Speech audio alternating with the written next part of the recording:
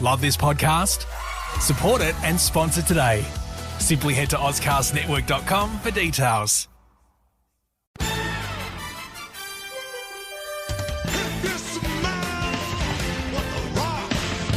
Every time I start talking about boxing, a white man got to pull Rocky Marciano out there. It's about how hard you can get hit and keep moving forward. Oh, this hard goddamn work being this good.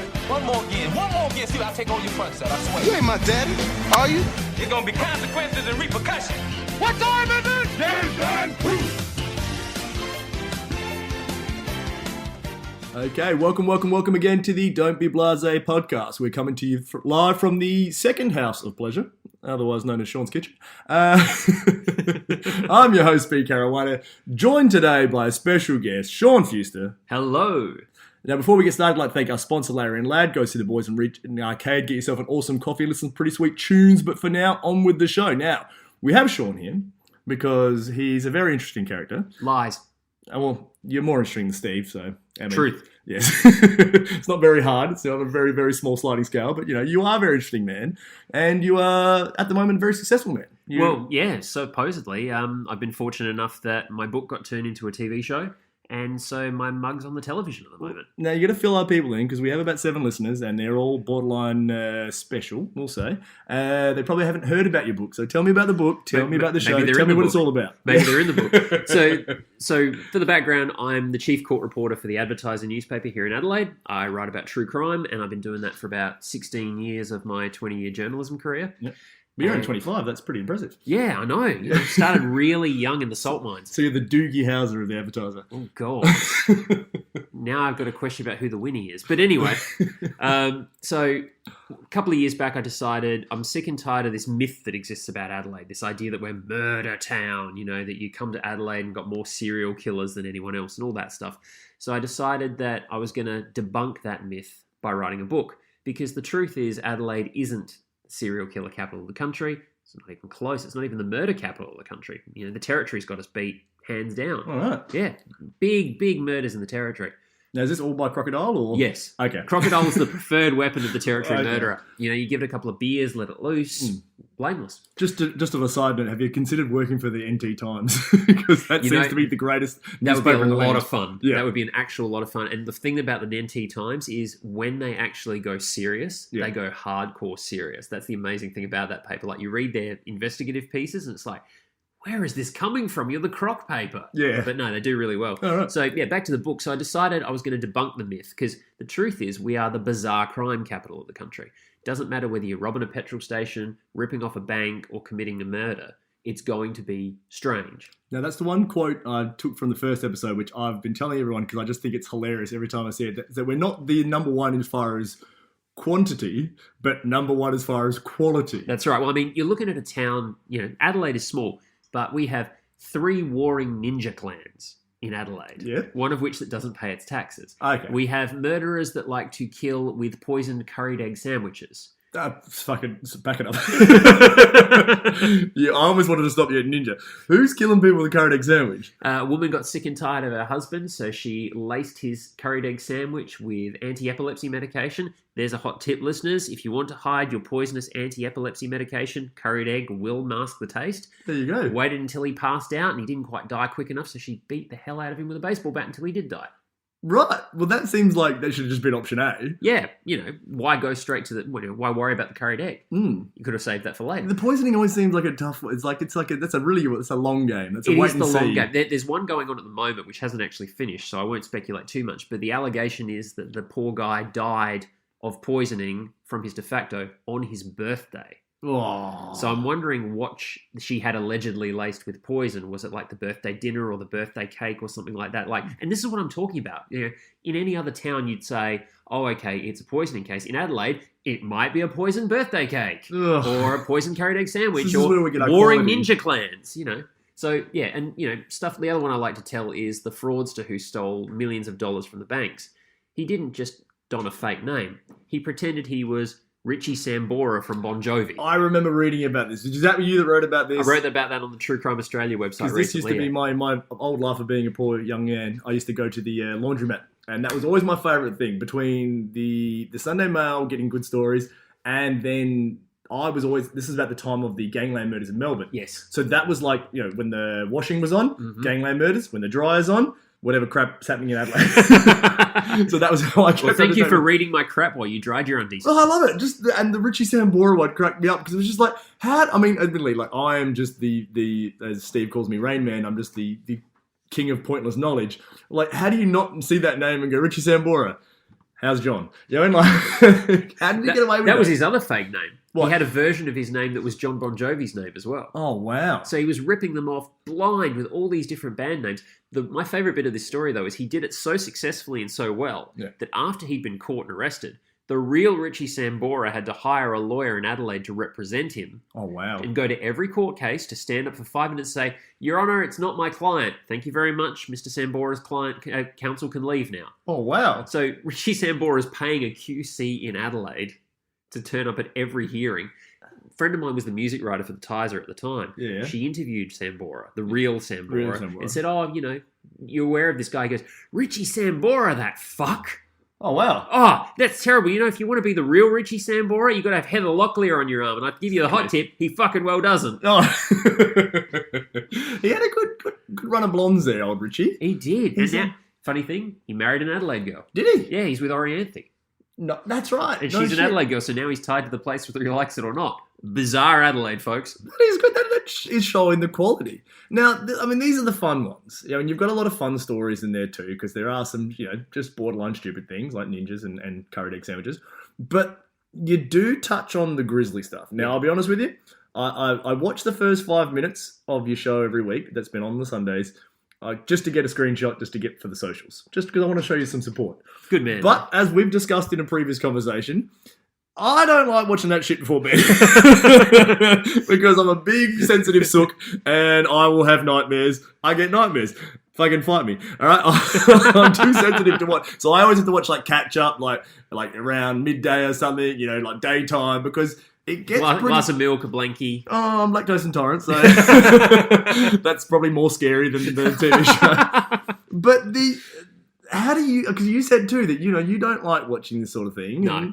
and it gets to you. But then you've spent a lot of your time like not only investigating, because when you're investigating, you really have to get into this shit. Yeah. Like, so how did you go mentally with doing all this sort of stuff? Well, I make no secret of the fact that I have developed a mental illness as a result of my career choice. I have vicarious trauma, is what it's called, which is basically standing next to somebody that's got trauma and copping the blowback. Yes. It's the simplest way of explaining it. And I have an anxiety disorder. Now, I wasn't exactly the most even-nerved person to begin with, so, makes me a bit jittery. Yeah. I've gone from being Mario to Sonic the Hedgehog, let's put it that way. Right. And, so that's difficult. I'm fortunate that I have a very good family that helped me out with these things. I have a very good psychologist that helps me out with these things. The big thing for me, though, is empathy. Yes. Remembering that this is somebody else's pain. Yep. It's somebody else's story. I may feel like shit. They're feeling a lot worse because they're the one that has lost somebody or been through this horrible experience. And I need to take my own crap and put it on a shelf, deal with it later, because I'm there right now for them and what they need. So I just don't know how you, because I'm so sympathetic. I'll take on other people. I think I do. Yeah. But it's worry about that later. Okay. It's like, okay, that is in there, but I'll need to worry about that later. The worst thing you can ever do for a victim of crime is say, I know how you feel. Yeah, of course. That sucks no matter who you do it to. Yeah, Because no, you don't. You never actually do. So what I try to do, and I was just saying this to my wife last night, what I try to do is I take in that feeling of I know how you feel because it's comparable to something in my life. Yeah. It really isn't. And let that inform my response, but not the words that come out of my mouth. Use that sympathy internally to power the engine to be like, nod harder or listen more or, reach out. Don't just say, oh, that must be terrible. I know how that feels because my dog died once. Yeah. Understandable. Because I'm always I do the basic, give us a hug. Like everyone thinks I work out to look good for wrestling. Nah, purely to be good at hugs. And that's not a bad way of looking at it either, because you are doing the same thing. You are internalizing that feeling. You're not opening your mouth and saying something foolish. Oh, no, because I will say something dumb. Oh, good. Yeah. All right, well, then the hug at least stops that. Exactly. So you're still doing it in a constructive way. And, it is hard. Yeah. There have been cases that have broken me. There have been cases where I've had to pull myself back together afterwards. Yeah. Like you say, it's not all ninjas and curried egg sandwiches, but it is still compelling work. So, I mean, without getting too far or too deep or opening any band-aids or anything, what was the worst one for you? Because I know the family stuff, because that was when I was younger, the whole Richard Kelvin stuff, that was the rumour going around my primary school when you heard about everything and this and that. Too. And I remembered that one growing up and the house on Green Hill Road, and it always creeped the hell out of me. And you learnt all that stuff, and you take it in as a youngster, and you don't quite process it. It's almost funny because you don't know how to handle it. Sort of like when I was a child, like we went to the movies, and Mum went and saw Pulp Fiction. We went and saw Dumb and Dumber. Both came out swearing we'd seen the greatest film of all time. And Mum said, no, you can't see Pulp Fiction because it's just too intense for kids. And I'm like, no, let's see it. We've seen everything. We've seen violence, seen this, seen that. And the whole scene with the gimp. Now, when you're a teenager, like, I was about 10 or 11 or something at the time, I thought it was fucking hilarious. Analyse it now as an adult, I kind of go, oh, that's really fucking grim. That's not good. And so then I've gone back, because you just had that inquisitive nature of what you saw as a child. So I've actually looked into some of that stuff from the families, and that really messes with me. Yeah. So what was the worst one for you? The funny thing is, I can handle really grisly murder. Yeah. I can handle really awful sex cases. Yeah. I can handle abuse and things like that, because the courts are an adversarial system. You've got one side saying you did it, one side saying you didn't. There's going to be a verdict, there's going to be a decision, then there's people to write about. There's something about the process that allows me to process. Yeah. I know there's a beginning, a middle, and end to this. No matter how dark or grim it gets, there's going to be an end to this somewhere. Yeah. The thing that screws with me the most is the coroner's court. Yeah. Coroner's court is where you investigate a death that's happened and try to find a way to stop it from happening again. Righto. But the coroner has no compulsive power to actually change anything. All the coroner can do is recommend. All right. I recommend you stop building that building with sticks because it's going to keep falling on people. Yeah. I recommend you change the hanging points in the prison so people can't kill themselves, that sort of thing. Yeah. Those cases absolutely screw with my head because there's no conclusion to them. There's no logic sometimes. There's no logic. Yeah. I can deal with evil. Yeah. Evil I can rationalize. You're an evil person, or you're a mentally ill person, or you're just a bad dude. There are degrees of those things. I can rationalize that. But stupid, awful, should have been avoided, careless death, or neglect, or letting things fall into disarray, and then having no power to actually change it after the fact, that sticks with me. Yeah. That sticks with me so bad. And it's gotten to the point where I've actually had to go to my bosses and say, no more coroner's court. Yeah. I actually have to stop. You can send me to the grisliest murder you like. Yeah. Just don't make me go listen to that workplace death. Yeah. And that's the decision I've had to make. That's a very, very well thought out decision. Well, you can thank my shrink for that. I'll send him the bill. Well, yeah, we don't have a budget on the show, mate. So don't send me the tab. Damn it!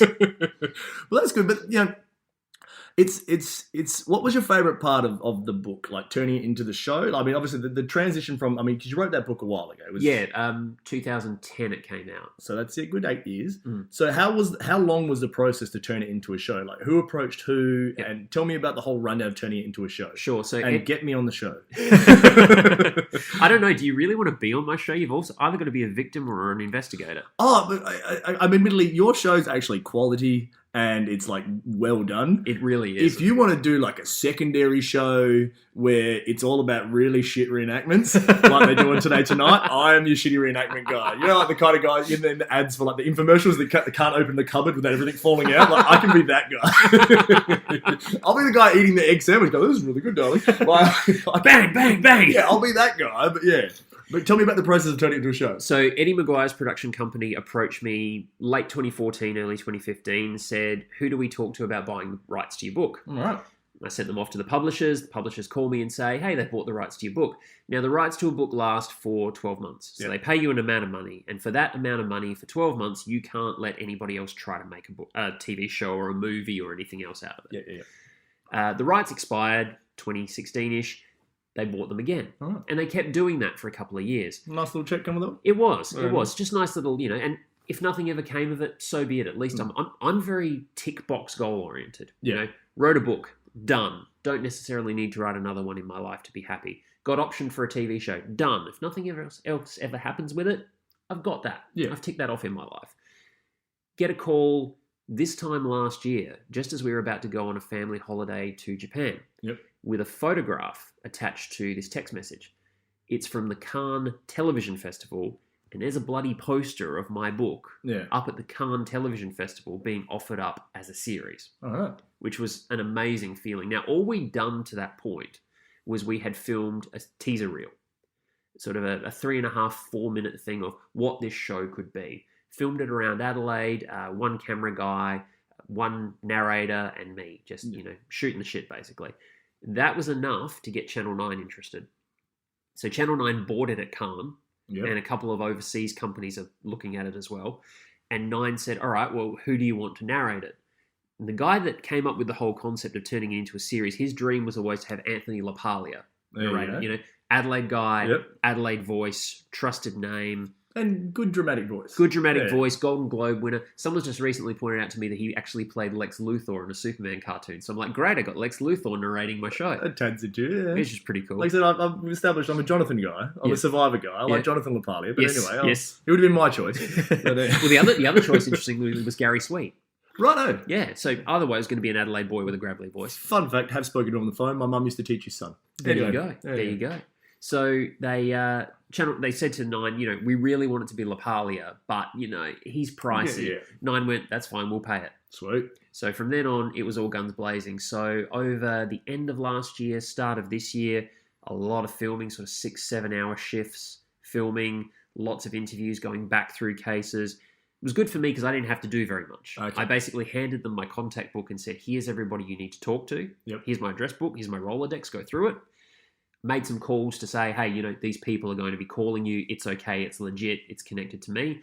Sat down and did my 6 or 7 hour interview, and that was basically it. I was fortunate to have a mutual friend of ours, Daniel Panozzo, there. He was my dialogue coach. Friend's a strong word. But, Okay, continue. my friend. There you go. He was my dialogue coach. Yep. So that was great to get him involved. And the big up for me was there's a reporter that you may know called Nigel Hunt, who's the top investigative reporter for the Tizer. Yes. He was my mentor. He's the Batman to my Robin.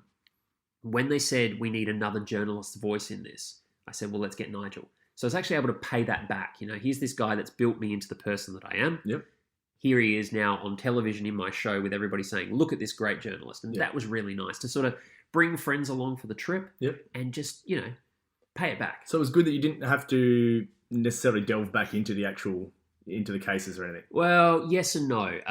The producer of the show, a guy by the name of Sheldon Wynn, who, interesting fact, also does the block of all things, came prepared with a big list of questions. Yep. He knew the book back to front, and he'd pretty much written the script by that point. He knew what he wanted me to say, what I needed to add in. Between him and Panoz sort of prompting me to say it in different ways or more interesting ways, they got dial-a-quote out of me. Yeah. But it meant that I wasn't doing the research. I was just picking back through the memory. Very clever. And is it really interesting as a journalist to be on the other side of the questioning? Yeah. To hear, I'm one of those journalists that doesn't ask a question to get a particular answer. I ask because I want whatever the actual honest answer is. This was that sort of gentle suggestion, gentle prompting. Just a lot of steering. We really need 5 words here, and they need to have murder, death, kill in them. Yeah. We'll get that out of you somehow. It was a really fascinating process. Yeah. So have you looked into any other, how long is the show going to be? It's just the 4 episodes? 4 episodes. However, there's going to be an international version for the overseas market that I believe is getting recut into 8 episodes. So I think there's going to be extra stuff put back in to make them longer. I don't think it's going to be half hours. It's still going to be hour-long episodes. All right. But all the stuff that landed on the cutting room floor for the Australian version will probably end up in the super long international version. Well, that's probably good because, obviously, for the most part, we do know a lot of the backstory, so we don't need to be given, the whole preschool walk all the way through. So yeah, that's great. Yeah, it's really bizarre though.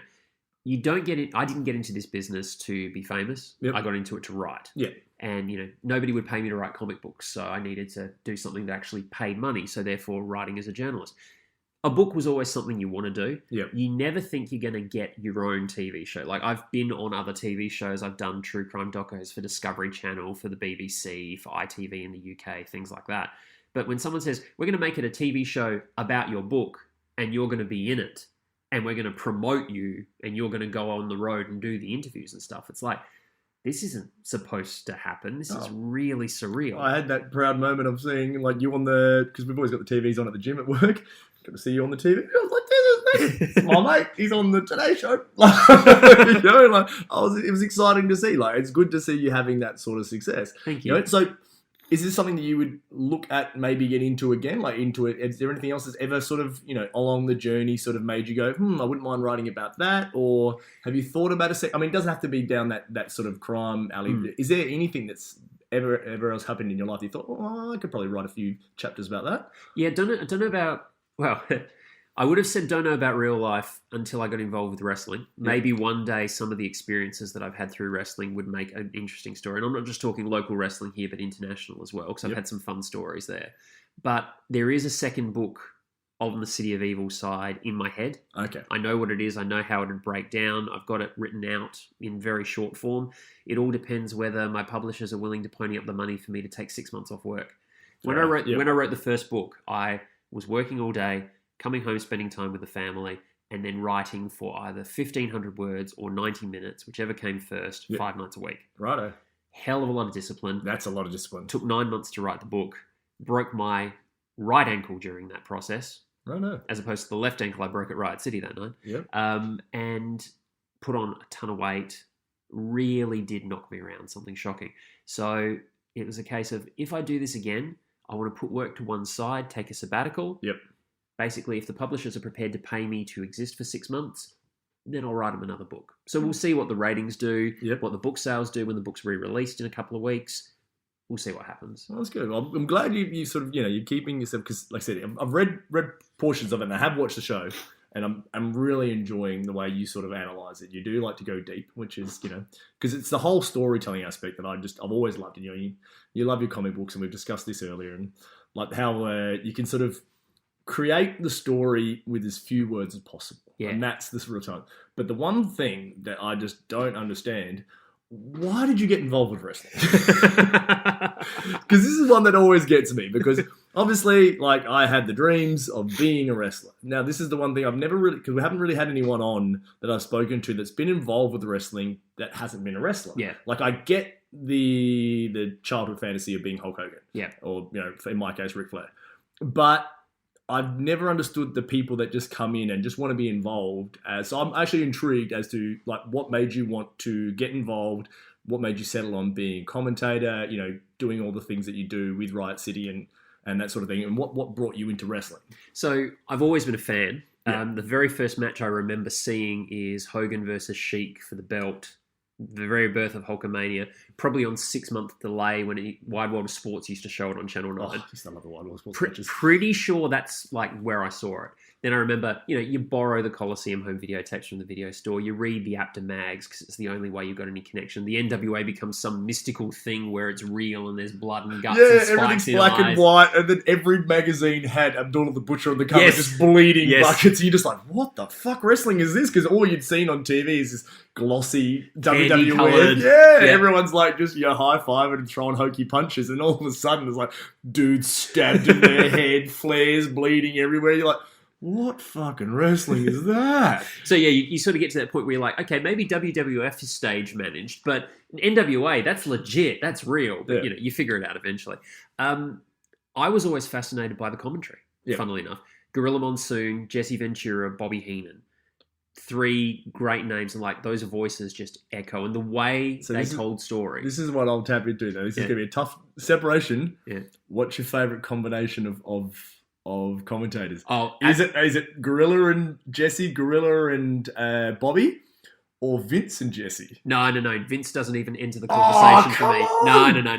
The 1, 2, got him! Oh, no. What a maneuver! No. Back body drop. That's always my favourite. Definitely my favourite combination is Gorilla Heenan. Yep. I like having the face-heel divide Yep. in wrestling commentary as well. I've grown to appreciate Jesse more as I was older.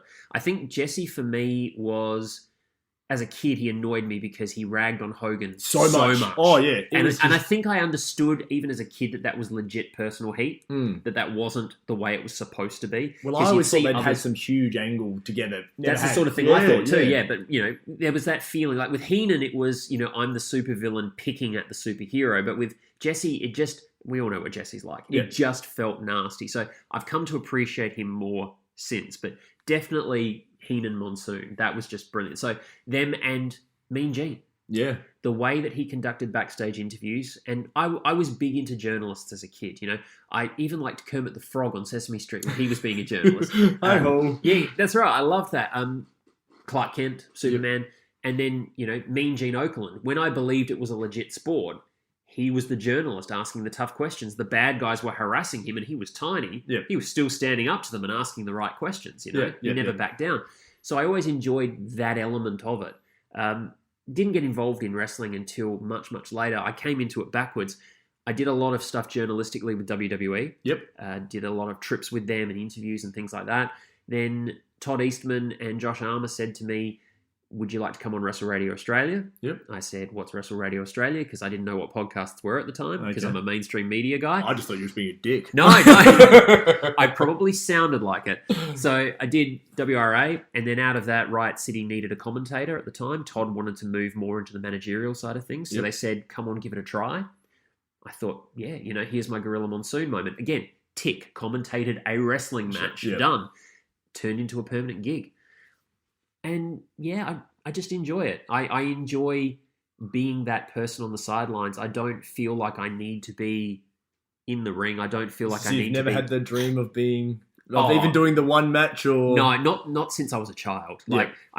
I'm made out of rice crackers. Yeah, I was going to say, you broke your ankle walking off a curb. I broke my ankle falling off a curb. That's right. I'm the indestructible commentator. I came back in a moon boot and finished the night. Yeah. But all I needed to do was fall off a curb. I'm very aware of my physical limitations. You're talking to a guy who tore his bicep holding onto a rope. So, I'm not going to throw I was there? Yeah, I'm not going to throw too many stones.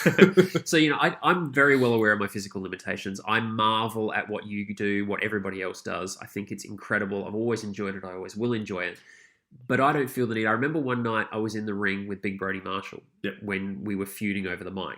And we ended up nose to nose, and the whole crowd's chanting because they honestly, legitimately believed we were about to tee off on each other. Yeah. I've actually got a photo of that moment because it's a wonderful moment. I couldn't have gone if I'd tried. Yeah.